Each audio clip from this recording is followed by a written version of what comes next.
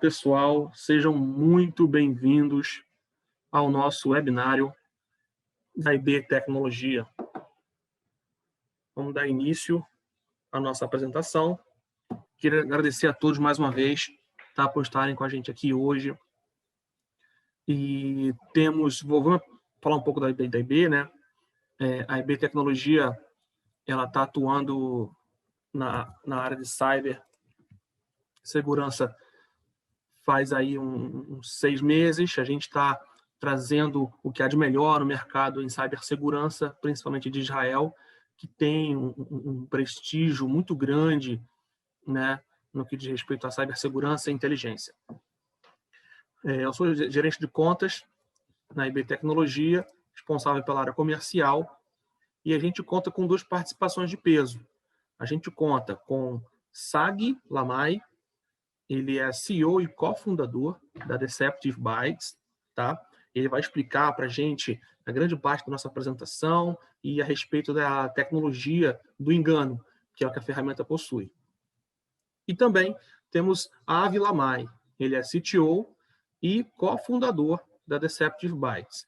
Também vai explicar para a gente um pouco das técnicas que a ferramenta dispõe, e não só isso, algumas dicas também sobre segurança a respeito de proteção e defesa contra malware. Tá? Ele também atuou como expert em segurança da informação na Checkpoint e na divisão de segurança da informação da Vernit System. Então, esses são os nossos palestrantes de hoje. A apresentação será toda em inglês, mas fiquem à vontade em fazer perguntas. Não tem problema caso precise fazer algum tipo de tradução. Tá bom? So, guys, thank you very much. Falar um pouco da nossa agenda, tá?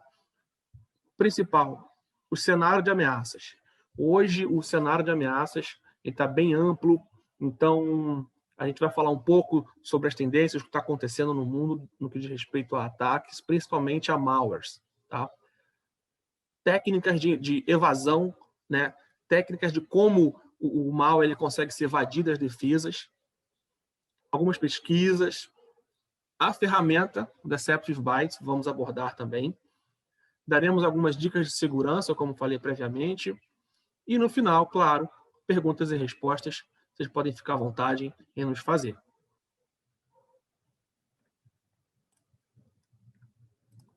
Nesse momento, Avi, can you please tell us a bit about the current situation, the current threat landscape? Yes, thank you, Gabriel. So let's look at, for example, 2 weeks out of the end of 2020. So as you can see, there were a lot of attacks, mainly ransomware that reached millions of dollars and could have been avoided easily with the right tools and the right procedures. So how does malware protect itself?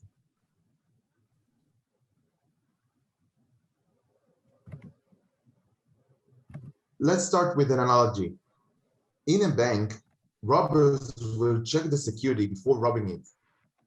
An advanced bank will give the robbers indicators that it has many security measures, such as cameras, motion detectors, guards, etc., and obstacles like different floor plans, fake safes, fake cameras, etc.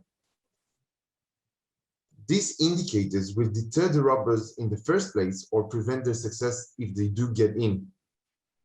Malware behaves just like bank robbers. So let me explain further. So malware uses different evasion techniques in order to avoid being analyzed and detected by security tools and researchers. There are many different ways that malware accomplishes that. Some of the techniques you're seeing right now. In those different ways, the malware is aware of where it's at, and it knows what to do in order for it not to be detected.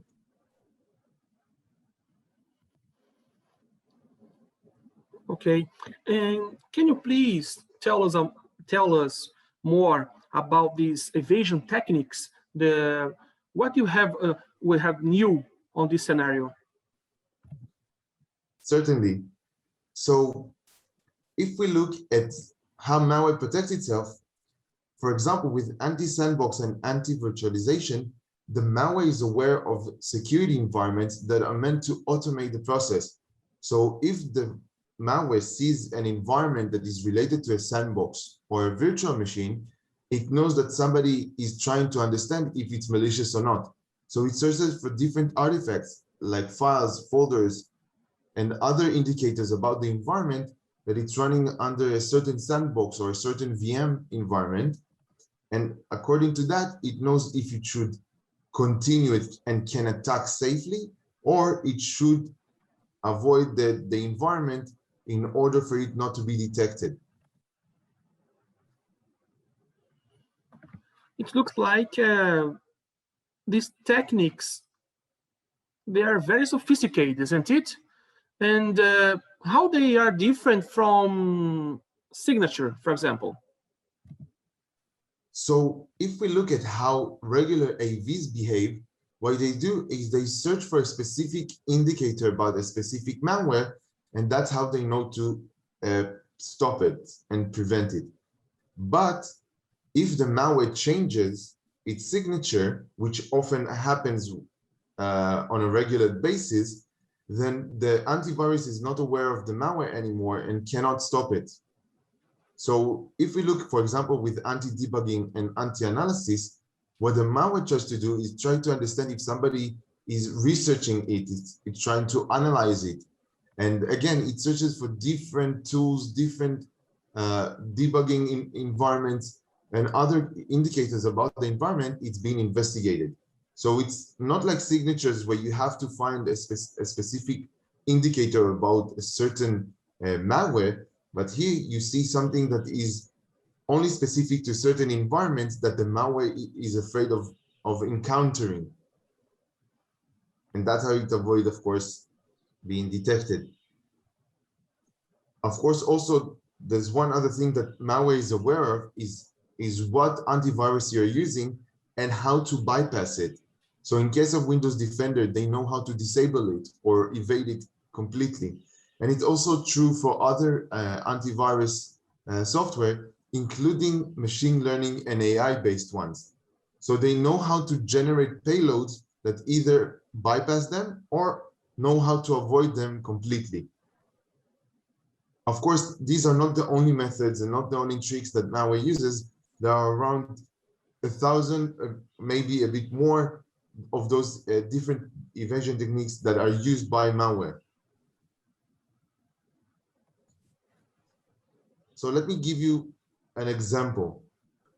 If we look at a regular machine, when a malware asks about the machine, it usually sees that it has more than one CPU, there are more than 2 gigabytes of memory, the hard drive is larger than 100 gigabytes, the machine username and machine name are usually vary between environments. And of course, the machines are usually regular machines, so they don't have any indicators about being a VM or a sandbox environment. When a malware sees that the machine has only one CPU, it's slow on memory, below 2 gigabytes of memory, it has a far smaller drive than 100 gigabytes, and for example, there are indicators about a VM or sandbox environment, then what it does, it evades the system.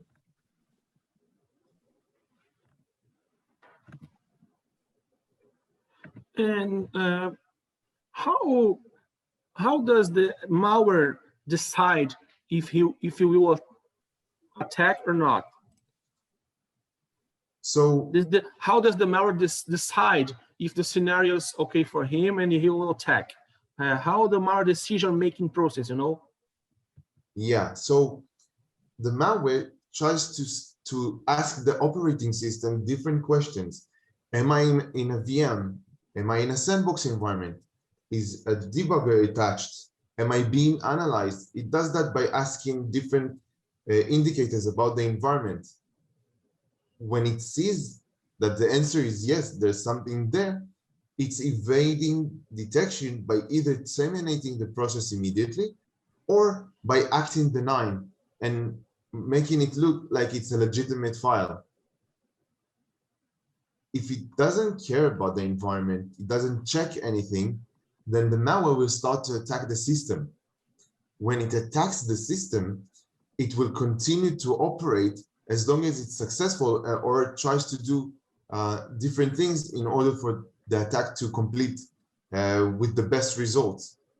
And of course, we want to avoid that, regardless of what the malware tries to accomplish. Now, if we look at the Mitre attack matrix, as you probably know, Mitre attack is standard among cybersecurity experts and is used to understand how malware operates, what is the methodology, the techniques that malware uses. And as you can see from the graph, defense evasion is by far the most common tool that malware authors use in order to prevent being detected. Of course, they have a lot of ways to do it, as you can see, but by far, defense evasion is the leading go-to tool for attackers. ENISA, the European Agency for Cybersecurity, also did a research regarding vulnerabilities in terms of the Mitre attack matrix. And what they found is that most vulnerabilities use defense evasion as a go-to tool. So it's, as you can see, more than twice used than any other tool in the matrix attack matrix.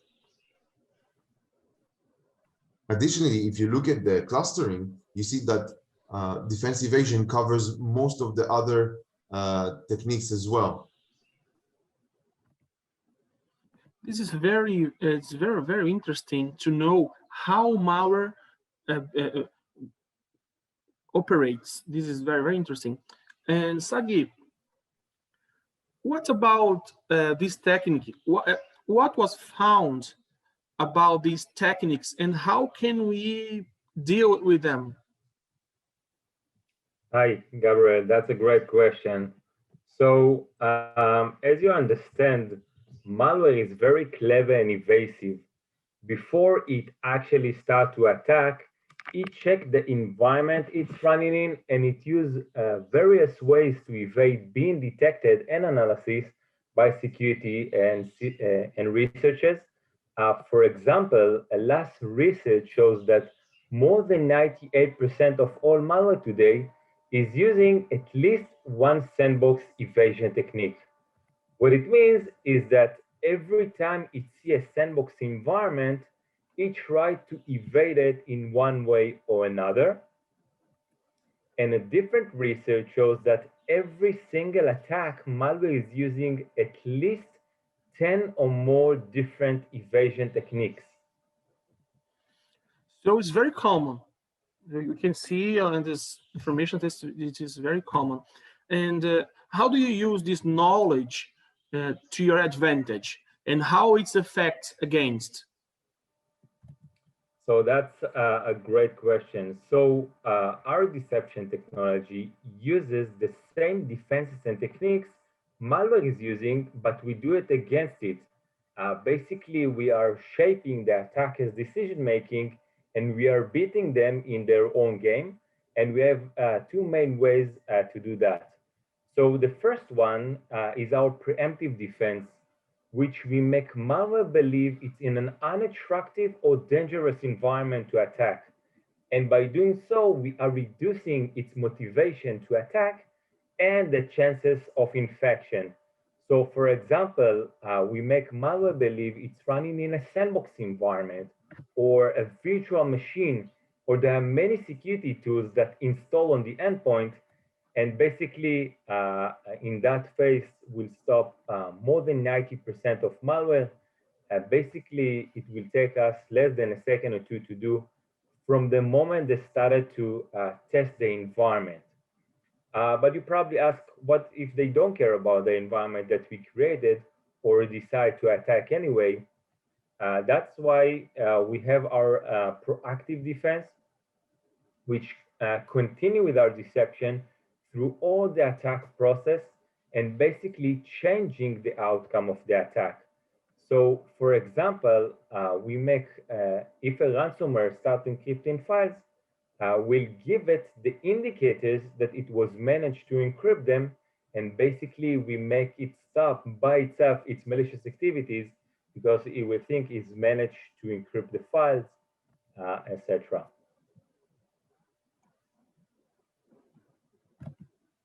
So if we look at the process of an endpoint attack, basically we operate through the entire process from the beginning. Once the malware starts to check the environment and to understand the environment, till the actual attack, which means that we increase our ability to stop the attack.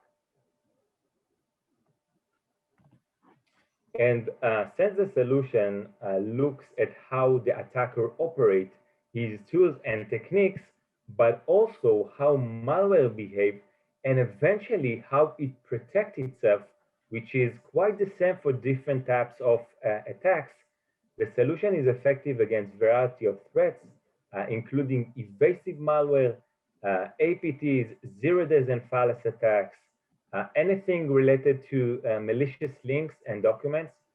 We are totally agnostic to that as well. Ransomware as mentioned, and also crypto miners, which eventually use the same evasion techniques to evade being detected. So the advantages of the way we do it is that we can prevent the unknown and the sophisticated threats with very high prevention and detection rate. And we do that in real time. It means during the attack itself, during execution. Since we don't scan anything, the solution is very lightweight and consume little to no resources. We'll get to some numbers in a minute. And since we don't use signatures, we don't need constant updates, and the solution can operate in a standalone, disconnected, and VDI environments. Also, with knowing only one evasion technique, we are able to block and prevent millions of future threats.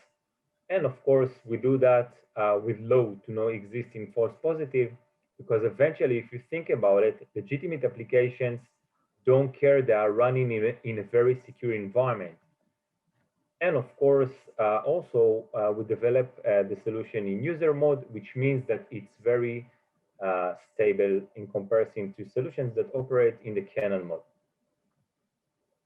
So this is the user interface on the endpoint. Of course, it shows detected malware and blocked program by IT.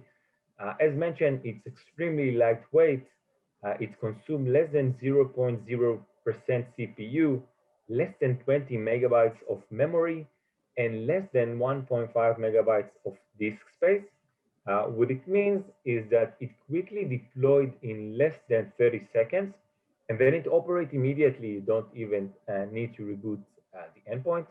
Of course, since we don't use signatures, but we look at how malware behaves and the evasion techniques that don't come often like signatures, the update is done every 3 to 6 months. And of course, even if you won't update the endpoints, you will still be protected against unknown threats, as mentioned, because the evasion techniques don't come often and don't change like signatures. And also, what's important to say is that at the same time as we simulate other security tools that install on the endpoint, at the same time we hide our solution so malware and attackers won't see us installed. And also we coexist with other security tools as we automatically detect and whitelist them during the installation.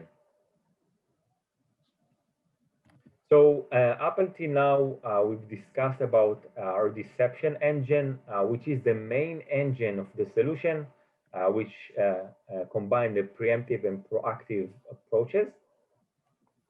Also, we have application control, which you can whitelist or blacklist applications, and a behavioral engine that meant to protect legitimate applications being used for malicious attempts.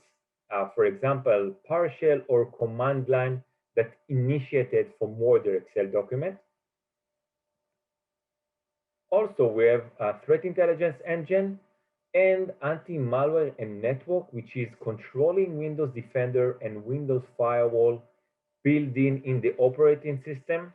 Basically, we are utilizing the existing AV that already installed on the operating system and provide customers the ability to utilize it, of course, without extra charge. Sagi, and how can we manage all these informations? Do we have a dashboard? And how can we manage all of this? So, of course, everything, all of those engines manage through a single platform, through our management console, which is also very easily deployed in just a few minutes. Then, of course, you can use it to deploy the agents through the server. Of course, you can use other deployment tools as well. Eventually, it's a very small MSI file that you can quickly deploy. Of course, it supports multi-tenancy. So for global companies, they can use only one management console, and they can use it on-premise through the cloud or in hybrid way. Of course, it has many capabilities, but it also integrates to other systems like SIEM, log, threat intelligence services, sandbox, Active Directory, and as mentioned, Windows Defender and Windows Firewall. So if we summarize, we help organizations protect against unknown and sophisticated threats and prevent damage to their data and assets while reducing reputational risk and operational burden. We help CISOs and IT managers by automating response to detected malware. This helps them reduce alert figures and handling of false positive. And we have the C-level increase efficiency to all employees' endpoints and protect them when working remotely. In addition, we help reduce overall operational costs. That's very interesting to see how the solution can fight against evasive malware. So absolutely, it's very interesting. And I'm sure people would like to know how to protect themselves more. And do you have some tips? So if we can improve our security without installing additional security tools, do you have any tip? Yes. So the different ways you can increase your security, a few of them are, for example, installing VMware or VirtualBox on your machine. Usually they leave indicators about the environment that malware thinks that in a sandbox or virtual machine environment, so it will deter the malware. Another example is to run different applications or different executables from Windows directory. CMD, for example, Notepad and others sometimes give malware indicator that there's a researcher behind the scene, so they might not attack the machine. It's also true to other tools by Microsoft from sysinternal, like Process Explorer and Autoruns, where malware, when it sees it, thinks there's a researcher behind the scene and avoids attacking the system. Another option is to create specific files, folders, or registry keys, like the one in the screen, that make malware believe it's in a sandbox or a virtual machine environment. Those were the tips. Excellent. Yeah. So that's it. Obrigado a todos que participaram. Agora eu vou abrir para as perguntas, tá? Para que a gente possa responder. So Sagi and Avi, I just informed them that we have finished and we are open to questions and we are waiting for them. Então, pessoal, fiquem à vontade em fazer perguntas, tá? Tanto no chat ou como no Q&A. Tem aqui embaixo, você pode clicar ali. Abrir a sua pergunta, não tem problema nenhum. Estou com o chat aqui aberto. Uma pergunta pessoal sobre a ferramenta. Perceba como ela como a ferramenta ela tem uma inteligência. Ela consegue avaliar o ataque de acordo com o comportamento dele. Então, com essa tecnologia, ela consegue enganar o atacante usando as próprias técnicas do malware. Então, isso é incrível. Realmente tem uma tecnologia de ponta. Não esperava menos de Israel. Israel realmente tem tecnologia, softwares, ainda mais para cibersegurança de ponta mesmo. Então, eu fiquei realmente bem surpreso com essa tecnologia. Então, a gente teve muito carinho em trazer isso para vocês aqui. E fiquem à vontade em fazer perguntas sobre a funcionalidade da ferramenta, se ela coexiste com outras plataformas, como que é isso, a parte mais técnica ou até mesmo menos técnica. Fiquem à vontade. Yeah, we see there's a first question on which devices we support. So currently we support any Windows-based machine from Windows 7 and up. We plan to support Linux within the coming months and Mac OS as well. The console itself, you can install it on either Windows or Linux. And we also have an appliance ready for deployment as well. Any more questions, guys? Any more questions? Thank you very much, Gabriel. You're welcome. Yeah, is it for a specific sector? So the question is no, it's suitable eventually for any sector. Basically, we have customers from different industries, including financial, critical infrastructure, government, telecom, etc. So it's eventually it's suitable for all sectors.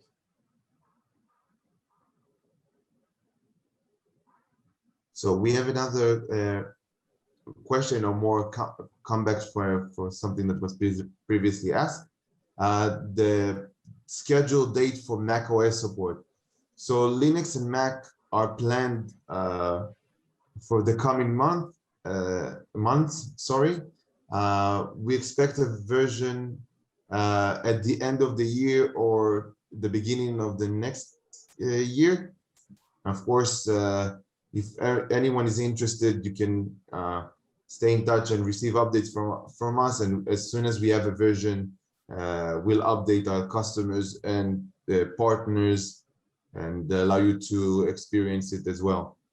So that's it. Thank you very much for your attention. And I hope, we have another question. Yeah, not exactly a question, but yeah. Okay. Yeah, you have more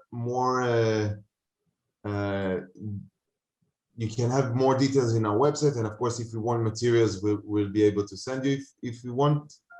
And then we see another question. Can we do a POC in our company? Okay, so of course, if you want a POC, feel free to contact IB Tecnologia.